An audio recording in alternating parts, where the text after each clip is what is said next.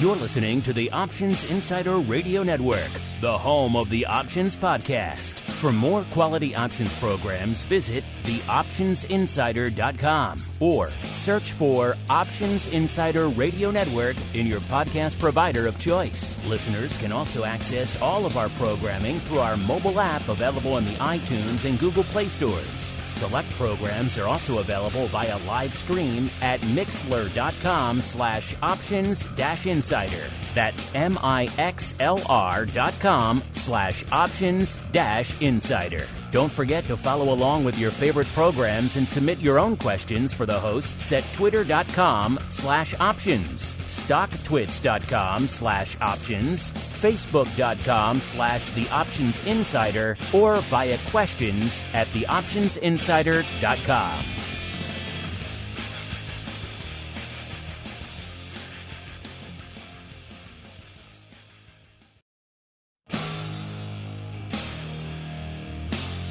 And now, it's time for the show that breaks down the options market from unusual activity alerts to market analysis, strategy overviews, listener questions, and much more.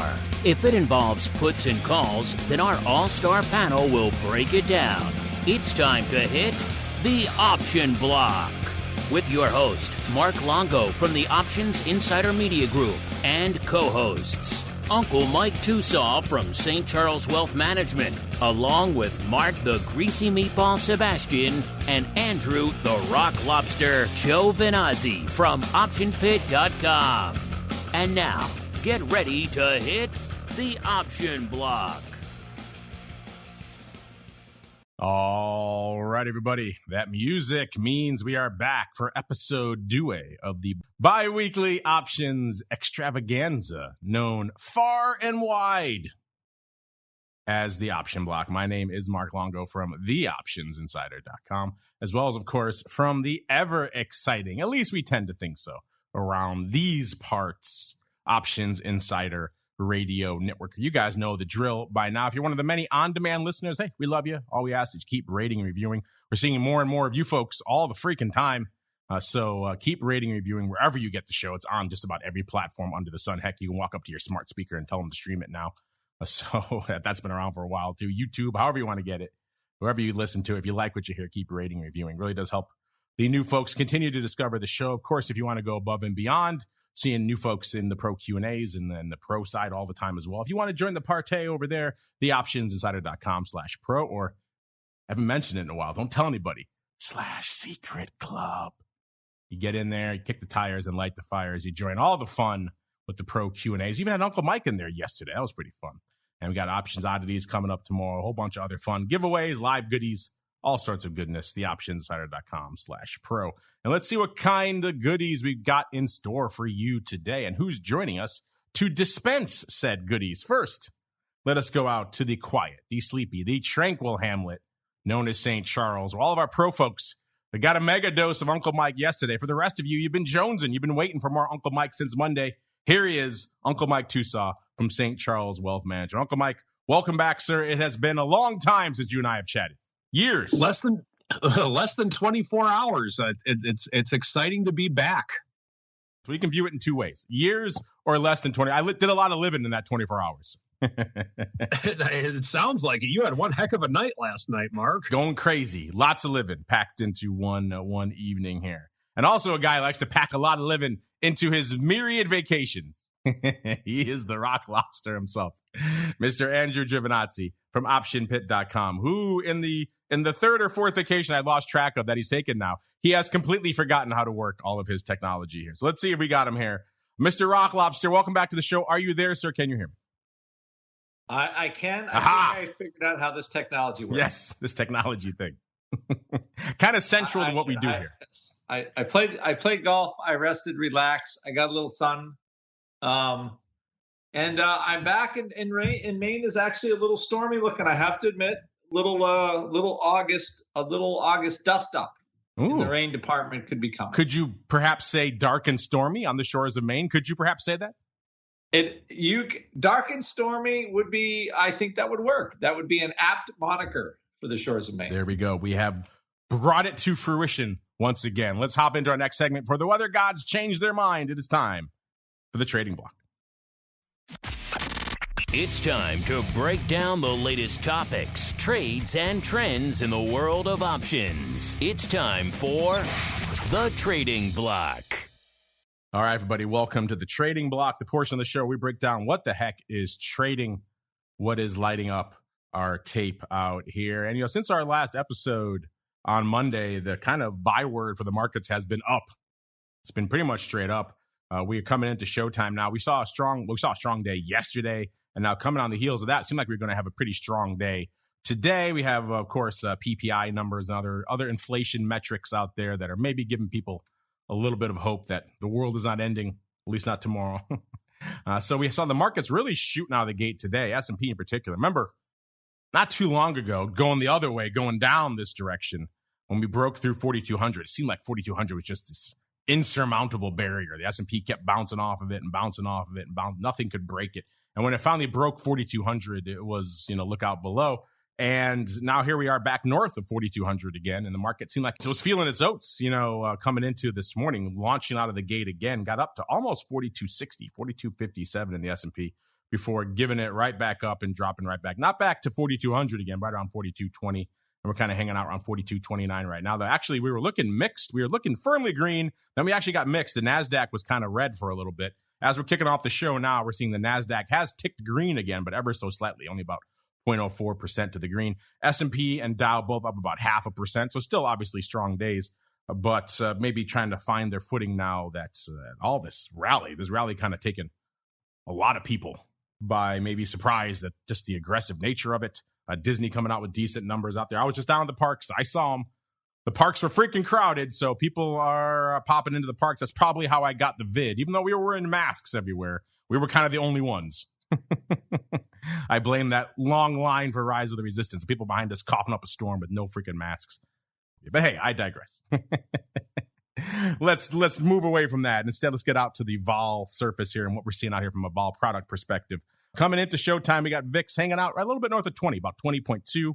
It was down about 1.5 points from where it was this time on Monday. Of course, if you're watching the markets yesterday, the rally, we actually got below 20 ever so briefly. Got down to about 1960. Let's see how low do we get? 1959 to be precise, listeners, yesterday.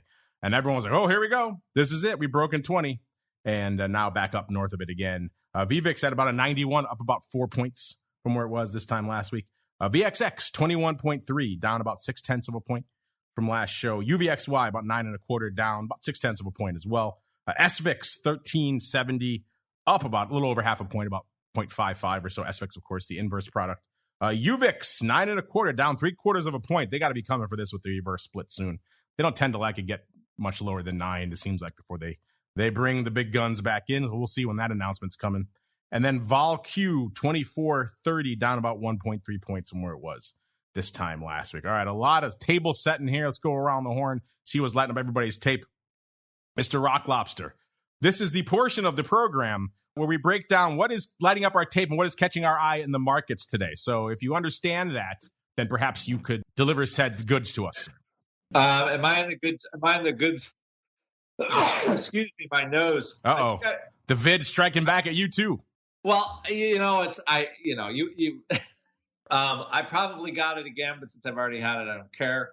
From a vol point of view, what's funny is all of the many things that caused the market to kind of jump off a cliff earlier in the year are all still with us. And that's my favorite part of all of this. A lot of the macro hasn't really changed, but we're just rallying. The Russians are still in Ukraine, and there's no guaranteed, although everybody is getting out of Russian gas. So I guess for the Russians, long term, that might have not been the best strategy for their gas sales. Because now everybody knows that the Russians will just cut it off whenever they feel like. So that card has now been played. So maybe long-term Vlad might be a loser on that one, but he's not out of Ukraine. And all I know is we keep sending money to them, right? So that one's not over. Inflation is still with us. Like, we still have inflation. Producer prices, even going up, didn't seem to matter to the market very much. It just was like, I think there's just a lot of talk about inflation peaking, and the market's basically like, okay, which means what? The Fed's just going to keep raising 50 or 75 basis points a month until it goes away. Like historically, that's kind of what they've done in the past. Now, I don't know about you, but I don't see how, I hope the government got, a lot of their long-term bond sales, hopefully were at really low rates, because they're not going to be able to borrow at 4, 5, 6% if that's the case. But they probably have a few months to do that. Also, like massive government spending was also part of this inflation, supply, whatever, however you want to call it. Definitely too much money was coming out of the government. Just Google Milton Friedman for all the listeners who don't understand what inflation is or where it comes from. And yet we passed another bill that spends money. So I don't think it's not like the government has slowed down the spending. Okay. And then they're giving the chip industry $250 billion. Like, I don't know where that money's coming from. So none of that stuff, like supply chains, maybe some of it's easing, but ask anybody who has grocery shopped in the last year and tell me if your prices has gone down and supply is back to normal. And I'm going to say, no way. I don't see how anybody could possibly say that. Go out to dinner. How much? The prices in Chicago, and I was there in June, were unbelievable for dining out. Like, oh my gosh.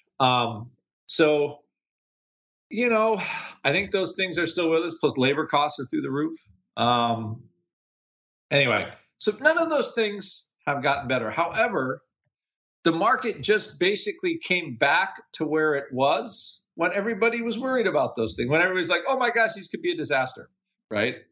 So generally, when you're trading and you remember, Mark, you used to price things based on, kind of how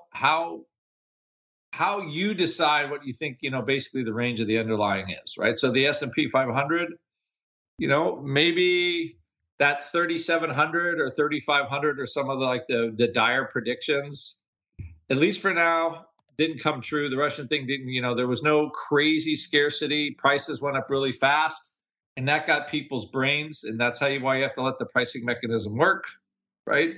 So nothing really has been solved, in my view. Now you have the midterm elections coming up, so gosh knows what kind of madness is going to come out of that. So none of these things have been solved. Volatility is basically back to where it was, almost the exact level. If you look at a chart in VIX, the vol level is nearly exactly the same as it was right before the Fed started their aggressive rate policy hike. So now that the market knows what it is, it's no longer a surprise. Traders can price it in, and we can price in a lot of, and stocks and a lot of earnings were very, I would say, poor as businesses adjust to like, oh, wow, we have inflation. Like, what the heck are we going to do? So I think basically it's mostly like, after a while you get punched in the face enough, you either get numb to it or you pass out. And that's kind of, I think, where the equity market is. So from a vol point of view, we have a steep contango again in VIX. So short-term volatility is now lower just because the market's not moving as much, except for like kind of the massive update we had yesterday. Again, all the volatility or most of the big vol moves for this year have been on the upside, not the downside, which in the past, in my book, has always been the Fed. It's always a Fed thing, a Fed meddling, Fed stepping on the gas pedal, Fed, doing this, doing that, whatever, to get equity holders a little more excited and the algos more excited. So, maybe they translated Biden's press conference when he said there was zero. What was it? CPI index was, I don't remember the exact parsing of it. But it did ignore the fact that inflation is still up over year. And it's not actually coming down yet. It's just not going up faster. So I'm not quite sure how that'll work out. But the algos must have read it because they're still sending stocks up. And volatility literally down right to that level. So it's amazing how traders can bring that right back. And that's kind of where we are right now. So the way I view this, though, is I'm kind of feeling like it was peak inflation, to be quite honest. Hopefully, if the government doesn't screw things up, which they can. But as of right now, they didn't do anything silly with like gas rationing and stuff like that. Like some of the more silly policies really haven't happened. They went for their out of their playbook, which is spend more money and hope we can pay it back later, which generally stocks like. So I would just say from this point of view right now, we have to get past some of these issues. I think we have to get past, but we're literally right back at the spot where we were in mid-April. And from here, we have to just see where it goes. But it's not going to surprise me. I called for the Prince 1999 volatility 2 weeks ago on vol views. We didn't quite get there last week, but we did touch it this week. So I still think it has a strong chance of happening by vol views tomorrow. You're looking good yesterday. I think the party was probably in full effect over there in the Giovinazzi compound until we rallied back above 20. And I don't know about you, Mr. Rocklops. I'm not sure what your economics textbooks told you or taught you back in the primordial ooze days when you were in college. But that's how you fight inflation. You throw more fuel on the fire. You spend more, and then the fire burns so hot it burns out. Isn't that what you learned? I learned that. Yeah, yes, something like that, I believe. Something like that.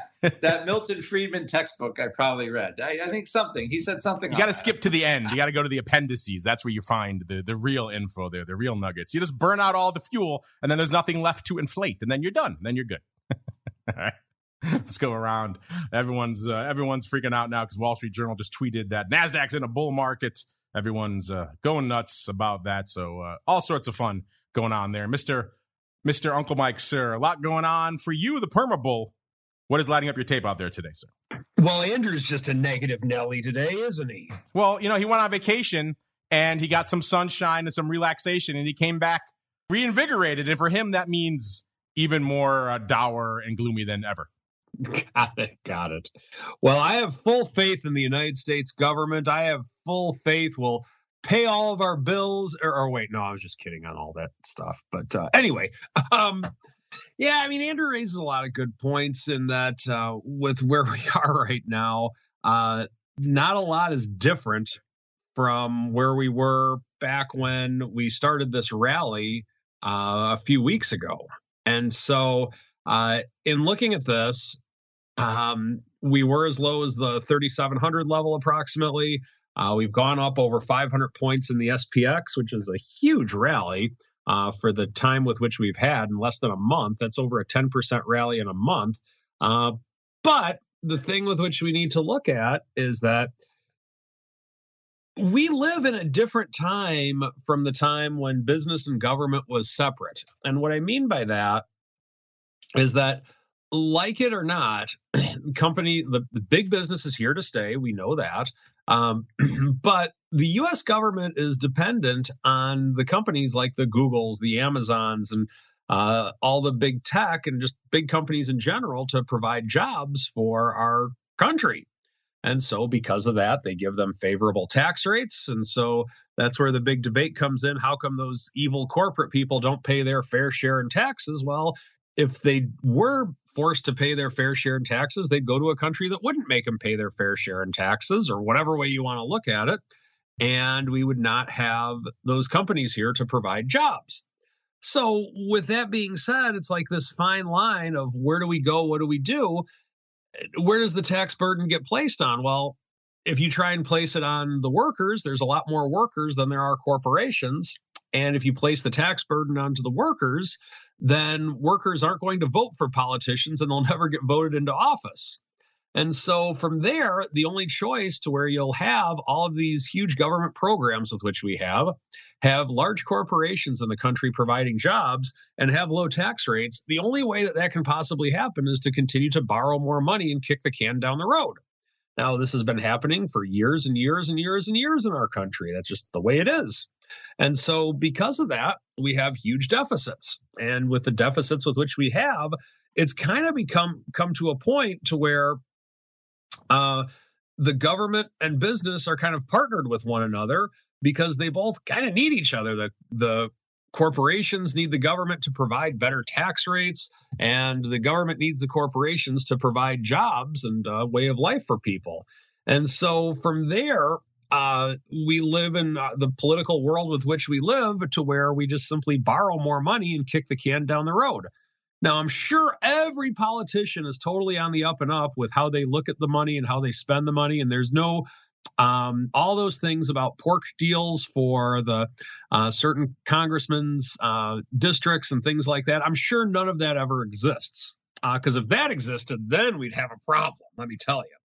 But in the economic system with which we have to continue to borrow money and kick the can down the road. Now, as an American, does that make me fearful? In some ways, yes. But what makes me rest easy at night is that we can continue to borrow money and continue to essentially refinance our debt because we're the big kid at the playground and we run the show.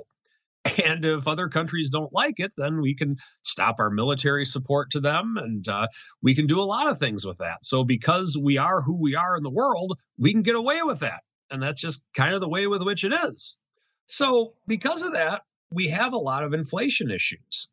What shocks me to no end is over the last 20 years, how the small amount of inflation with which we've had.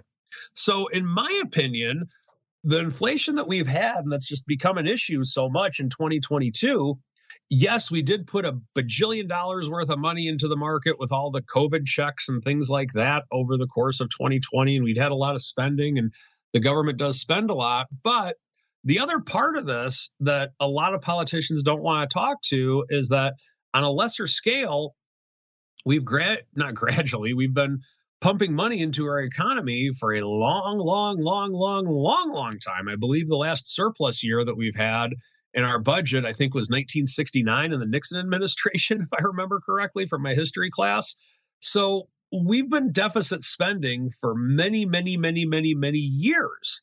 And when you do that for a longer period of time, we did beat inflation back in the early 80s. A lot of people debate that it was started with Gerald Ford's campaign of whip inflation now, but inflation became less of a thing in the 80s. Now, with that being said, we're still pumping money into our economy. We still have all this big government spending. At some point, you're going to have to take your medicine, and you're going to have to see the side effect of all of that. And with all of the COVID-free money that was handed out, I kind of think that was just the end of what could be a perfect storm, meaning that, yes, we've been doing this for many years, but we did a lot of it. And combine that with the war in Ukraine, supply chain issues, and all the other things. Yeah, that was part of it. But I really believe the cause for this inflation is many years of the government doing what they do. And what they do is what I just described. Now, what's happening here is that the market's very excited about the fact that we're not having the CPI numbers.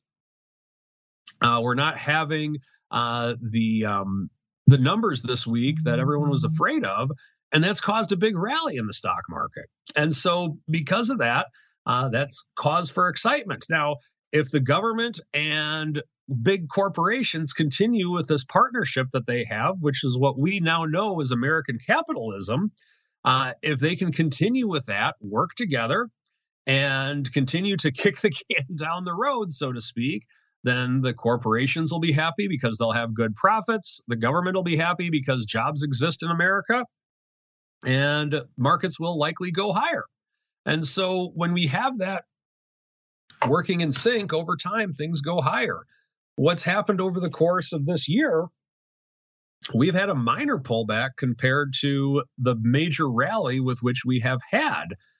So I think we're just in a minor pullback so long as we continue to print money and no one seems to complain about it. Besides people like us that complain about it, no one cares, it seems, then I think we will continue to have a successful American economy, and it will continue to go further.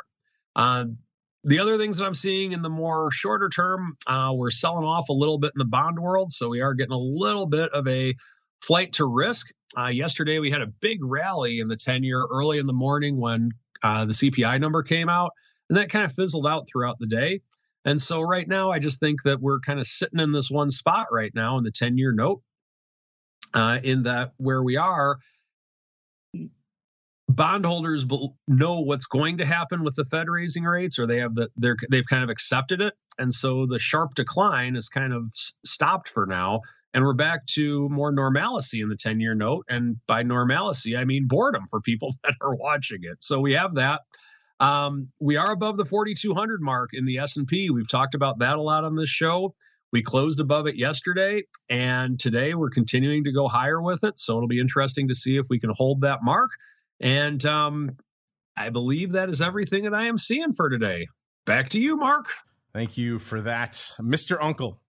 Let's get on out now to what the market has given us today. What's going on and all this up and down and now up again, and what's happening? Wall Street Journal says we're in a bull market just because we're up over the last few weeks or so. So all sorts of madness going on out there. Inflation is clearly transitory. That's what we've all learned from this little experiment. Let's get on out now to what the markets are giving us. Start with the big dog. Let's go to VIX first. 211,000 contracts. So not that big today for the big dog out there today. The ADV 434. So I guess if you look at it in light of that extremely compressed ADV, then it looks like it's doing all right.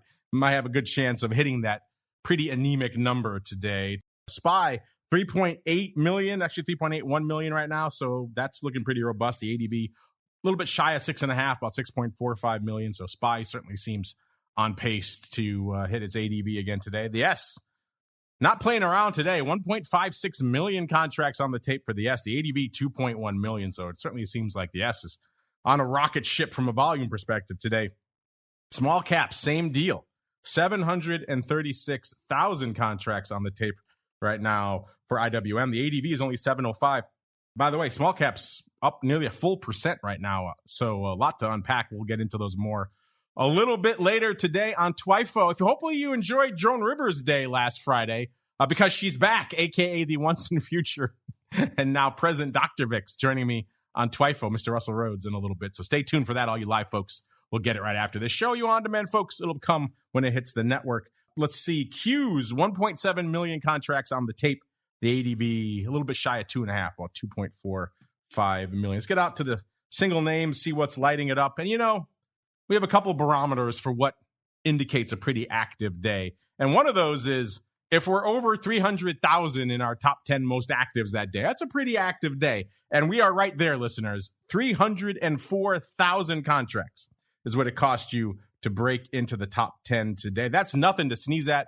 We're looking at days sub 150 not too long ago. So pretty active day. That gets us all the way to Google, a.k.a. Alphabet, out there today. Haven't seen them in the top 10 in a little bit.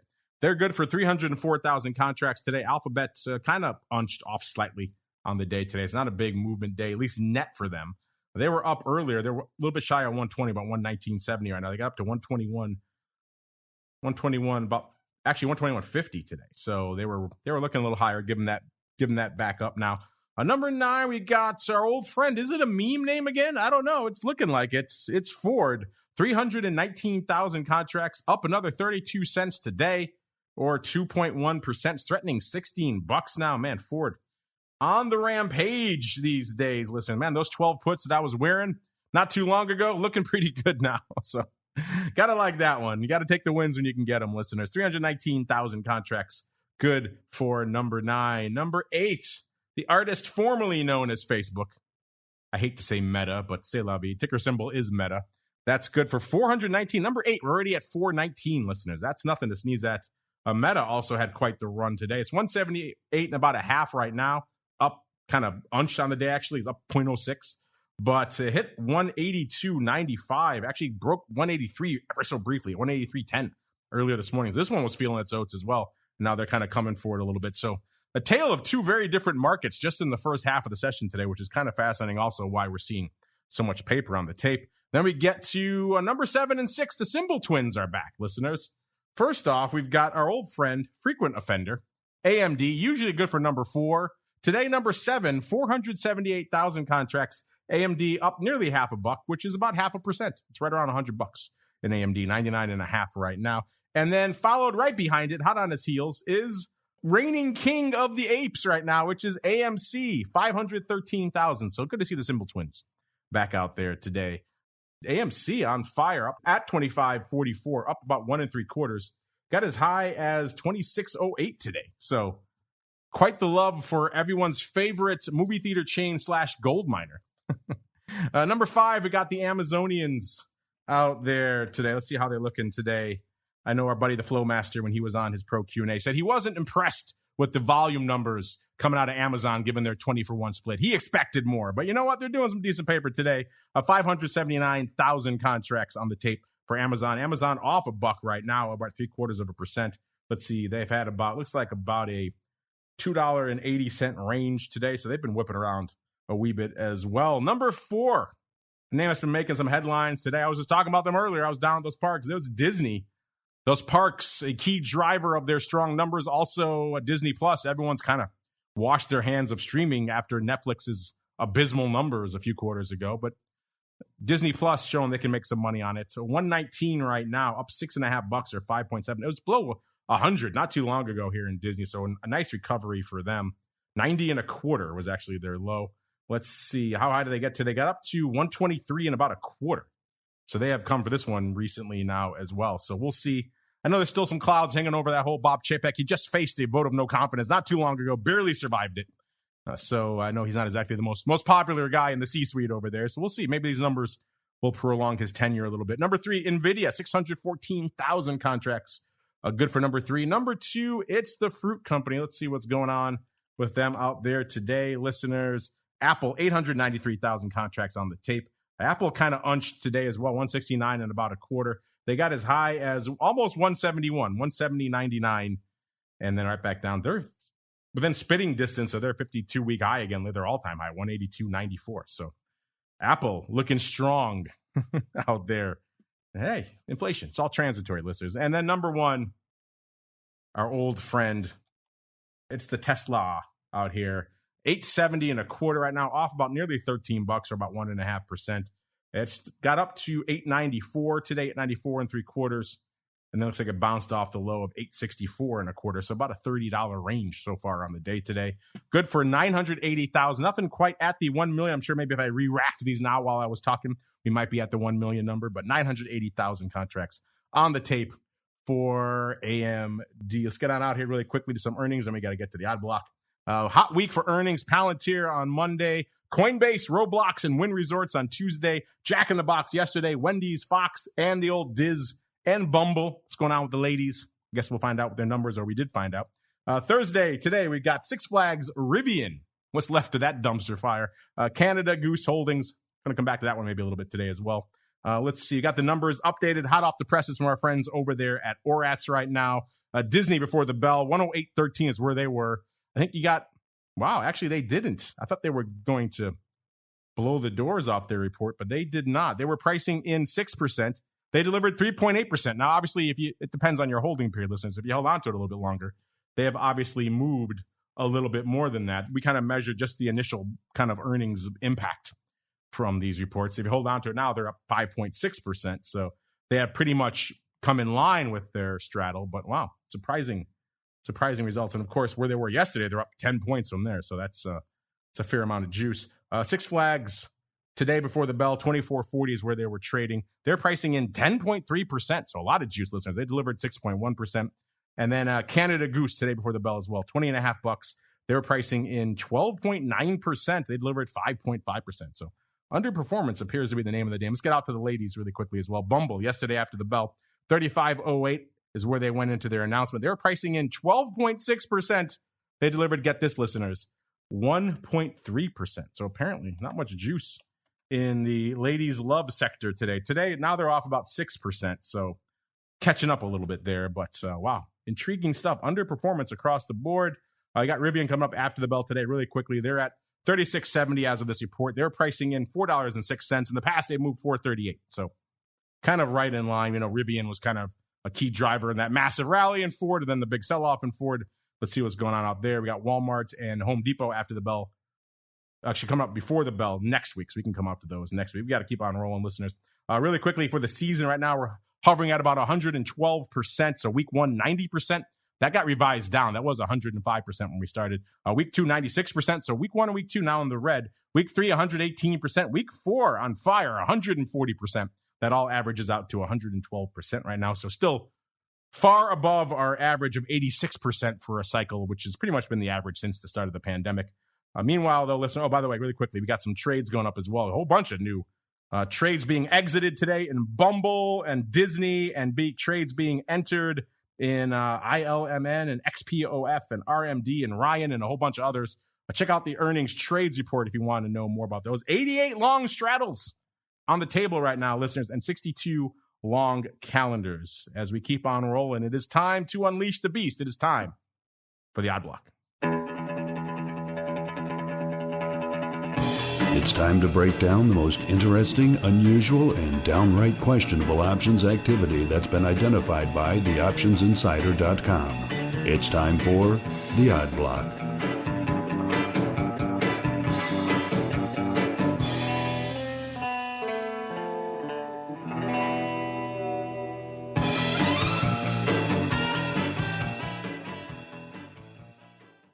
All right, everybody, welcome to the Odd Block, the portion of the show where we get weird, we get wild. Some might say we get whimsical.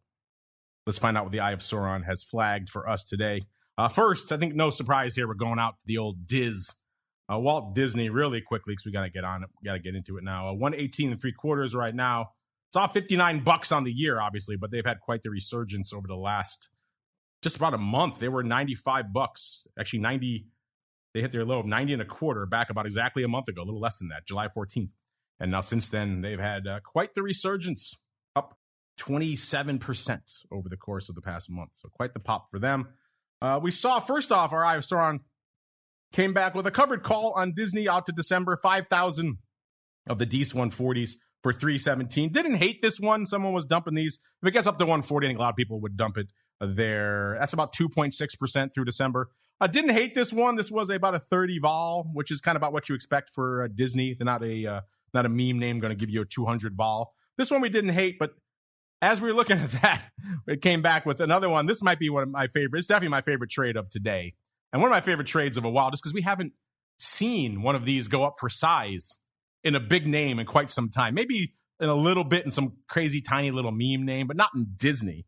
We got an Iron Condor going up for size today in Disney. And that always puts a smile on my face, listeners. It was the October 90, 110, 115, 130 Iron Condor.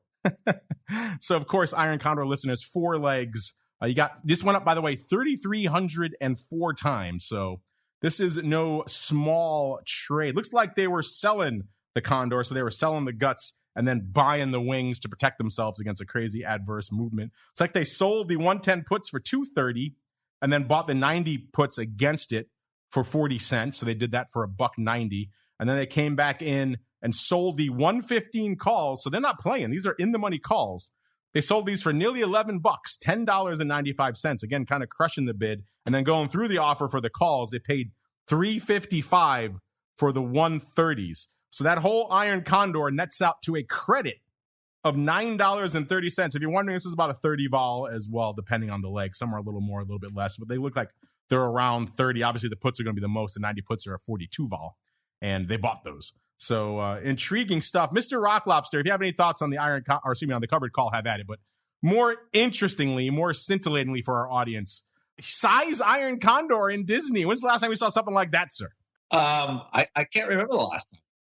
To be good. So that's 2.7 million in premium. Is that right? It's not a small trade, sir. That is for sure. Yeah, it's pretty solid. They're getting $9 for that. It's not a terrible one. It is a bit of a fade. It feels like though, right? Because where's Disney? Is it up one? Oh yeah, it's 119, and they're selling the 15. So it's aggressive. It's kind of an aggressive. It's an aggressive level. And those 115s, I was kind of scratching my chin on those as well. I was like, 115, really? Okay, interesting. Yeah. So I mean, they're going like, it almost. I don't know what. I'm not going to say it has the feeling of a buy right, but they are selling a more aggressive in the money call. Maybe try to get rid of the deltas on the, the put spread. I think really it's a bet on vol going down, and with the Disney earnings, if you kind of parse it, they had great theme park attendance, right? Because basically, like, put it this way: if you're going to a theme park and wearing a mask, everybody's going to a theme park and wearing a mask. So, like, that part is great, but that is not a growth business for Disney, right? Like, theme parks are like it definitely is a cash generator for them, but it's not a growth generator. And it seems like their streaming service has been clipped a little bit. So, like, the way this Iron Condor sets up to me is kind of more like a fade on the earnings and the fact that, the multiple that Disney has right now. I mean, the stock was $200. I think at one point it was so right now $4 versus 100 is like a 25x at least earnings multiple. So I think this is it's an Iron Condor that's definitely fading this earnings move, and I don't think it's actually a bad trade. It's a pretty manageable trade. And they're like, okay, or anyway, so I don't think it's that bad, but I think it is fading the move. But the theme park business, yeah, I think everybody, like, every plane is full that I went on. I mean, I was on 4 flights. Of course, I missed my connection because there was flight issues or something like that. And I had to once again fly into Burlington, Vermont to get home from my vacation. Second time in 2 months. The only 2 times I've flown in 2 years. So, I mean, people are getting out and about, no doubt about that, right? But that's what I think this is a kind of, there's definitely a fade on the earnings. And they're taking in like 30 volatility for Disney. I would say that probably isn't a bad level. Like under normal circumstances, like a 30 vol is probably not too bad. It is the low tick for vol over the last 6 months. But I bet you if we go out 1 year, yeah. So, like, usually Disney probably hovers in the low 20s for volatility. So, I mean, I think this is kind of to what Tusaw says or said. I think people we're getting by this inflation thing and whatever. The market's back to where it was.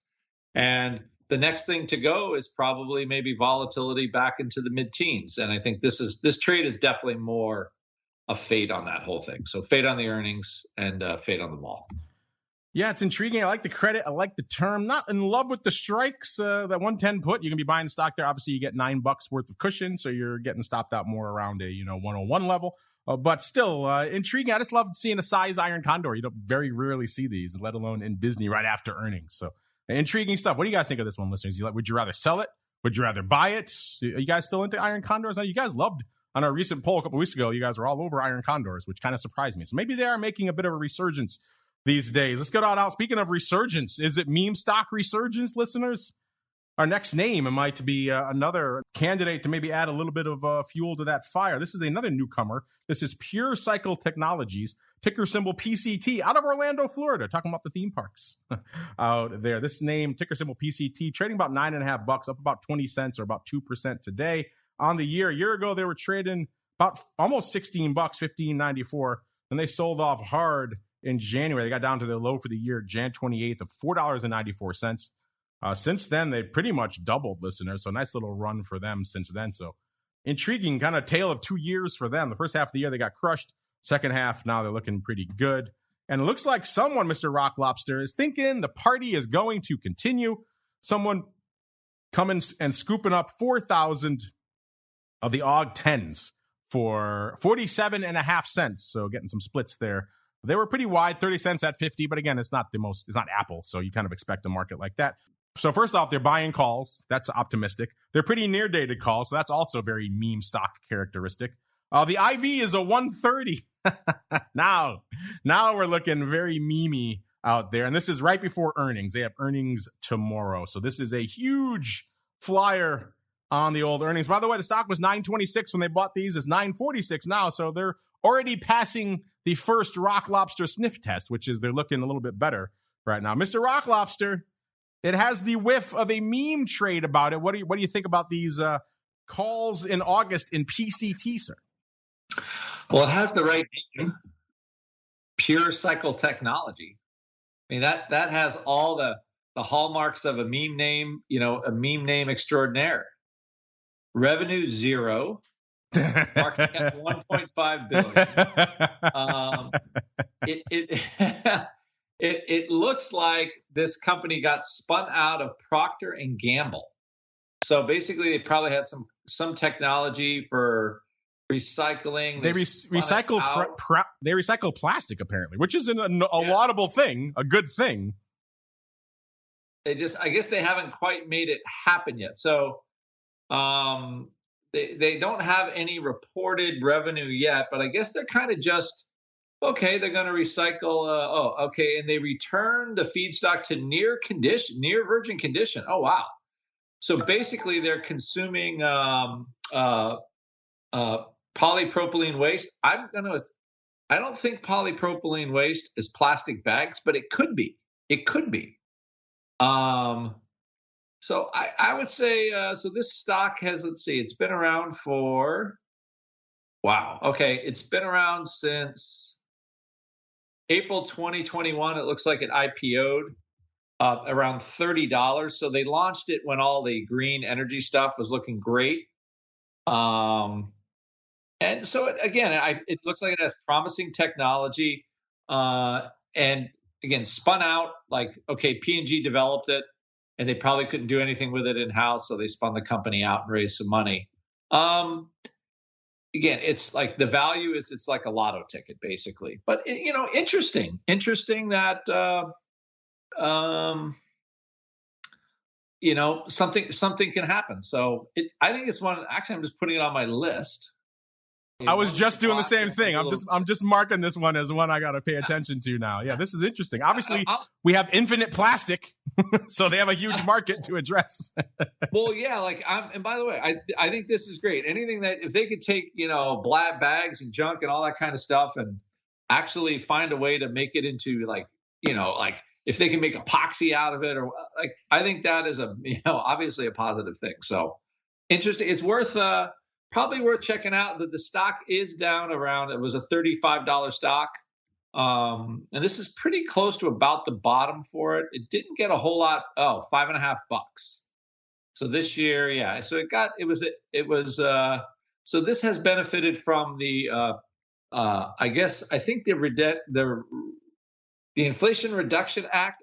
Is that passed or not yet? I can't quite keep track of what's going on with it, but anyway, this would definitely be a beneficiary of that for that. So interesting. These calls, I think they're running out of time unless there's going to be quite a big earnings surprise. So it's possible, but it's definitely a roll of the dice. We'll find out tomorrow. We'll find out tomorrow if the lottery ticket, if these scratchers are going to work out. But yeah, this is an intriguing name. I need to dig into them a little bit more. I think we all hope selfishly that they do gangbusters because we're all choking on plastic in our daily lives. So something that could be some sort of solution to that is a good thing.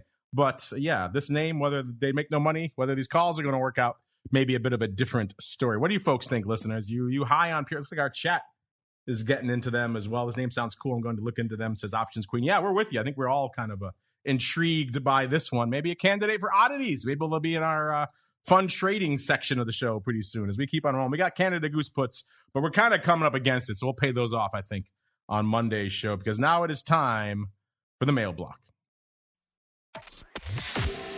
It's time to take your seat on the All-Star panel as we read your emails, tweets, Facebook messages, website comments, and much more. It's time for the mail block.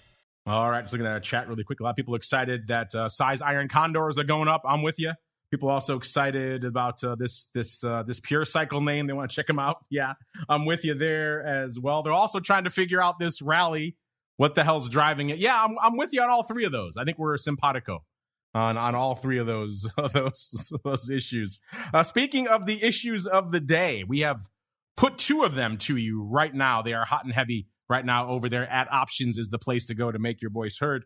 First, we asked you, beginning of the week, vol has many different causes. However, which of the following factors do you feel is the primary driver of the current volatility environment? Gave you 3 choices and then the infamous other. Earnings season, the Fed, Ukraine, or other. If you pick other, we want you to say what your other is. That's what's interesting about it. You just choose other, then it's not as interesting. So try to explain yourself if you can. It even says it. Explain yourself there. And then our other question, a rare double question of the week, listeners.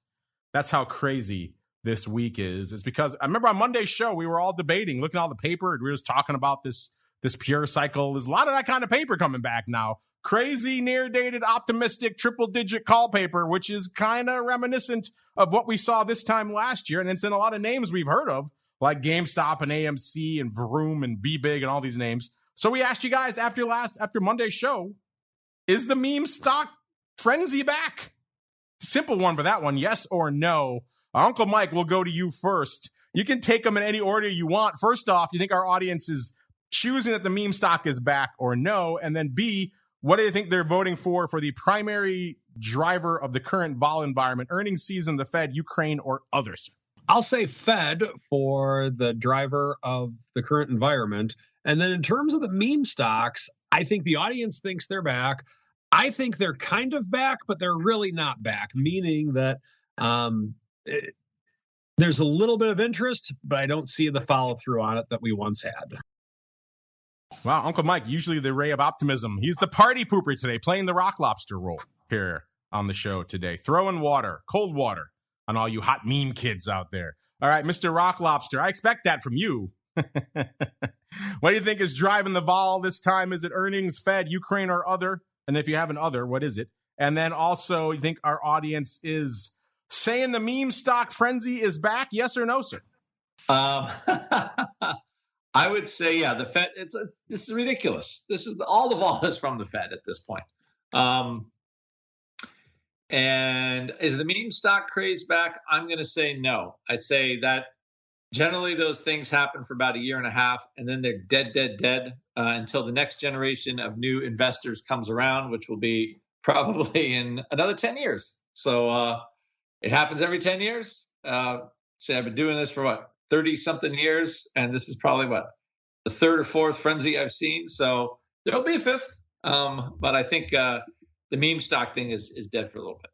Wow, 2 for 2 throwing cold water on the meme kids. First, let's go out to the vol drivers. Our audience agrees with both of you guys. It's the Fed, 65.2% choosing the Fed. 21.7% saying other. Hey, we need your others. What are your others? I want to see what these others are. I'm intrigued. What are your others? 8.7% saying earnings season. No love for earnings. Until yesterday, there was no votes for Ukraine. Now only 4.3%. So some of you vote Ukraine. Ukraine was a big driver earlier in the session. I have a hard time feeling it is nothing now, but intriguing how you guys are shaping up. You got about a day left on that one. And then the big dog right now that everyone's sinking their teeth into, the meme stock frenzy. You guys are overwhelmingly saying the meme stock frenzy is back. 71.9% of you saying yes. 28.1% of you saying no. Probably a little bit of hopium maybe in there. You're kind of hoping this frenzy is back because those are kind of heady days for all of us, right? But intriguing stuff. You got about a day left on that one as well before our questions of the week expire. So if you're listening on the on-demand side, you can get in there, make your voices heard at Options. As we keep on rolling into our final segment, it is time to go around the block. It's time to tell you what we'll be watching on our trading screens until the next episode. It's time for Around the Block. All right, Uncle Mike, what you got in store for us until Monday's episode, sir? Are we going to hold 4,200? That's what I'm watching, along with all the other crazy world events. And I would say 4,200 is the main thing I'm looking at right now for Around the Block. The answer is no. We won't hold it. I'll give you the answer early. Cheat sheet, Mr. Uncle Mike. 3,600 by Monday's show. Wow! Wow! And you said the Rock Lobster was doom and gloom. In a crazy town, madness, dogs and cats living together, mass hysteria. Mr. Rock Lobster, sir, talk me off my ledge. What are you keeping an eye on until Monday's show? Yeah, I think this 4,200. I mean, this morning I thought 4,300. Why not? Why can't everybody get giddy? But apparently that was the kiss of death. So I would like to see if volatility, if vol could go a little lower. Right now, we've got a 20 vol, so they got around $180 straddle for the SPX. So again, I think expectation. How much upside do we have? I can't see a ton. That doesn't mean anything, but I think we need some actual news to come out now. We're sort of back to that level, so I think really what I want to see is if some of that back end vol, which is still pretty pricey, comes down a little bit, and there's actually real sellers of it. So I don't think that has materialized quite yet. Back end of volatility is still, longer term stuff is still pretty expensive, it looks like. So you've got a March volatility, that future's 28%. So it's still up there, and I'd like to see it come down a little bit before I get super excited. Who are you kidding? You're never super excited out there. Unfortunately, listeners, that music means we have come to the end of our sojourn here through the option block. But don't worry. If you need more in your lives, we got you covered. I'll be back in a little bit here with the once and future Dr. Vix, a.k.a. Mr. Russell Rose, to break down the world of volatility on the futures options side of the fence. What's going to make it onto the show this week? You got to tune in to find out. Every week is different. Every TWIFO, a unique snowflake. By the way, coming in the end of the show, NASDAQ ticking a little bit into the red again. S&P up about 0.4%. Dow still up about 0.5%. So market coming off a little bit, but still kind of where it was when we started the show out there. Let's go on the horn again really quickly. Mr. Uncle Mike, sir, if folks want to reach out to you, check out all the content you're putting out. Where should they go? What should they do? Follow me on Twitter at Mike Tusaw, TOSAW. If you want to contact me directly, go to my website, stcharleswealth.com. And Mr. Rock Lobster, same question for you. If they want to reach out to Ted, where do they go? What do they do? Yeah, call Ted, 888-TRADE-01. Check out my products. I'm at 6 at Option Pit. Oh, my gosh. Trading and teaching every day of the week.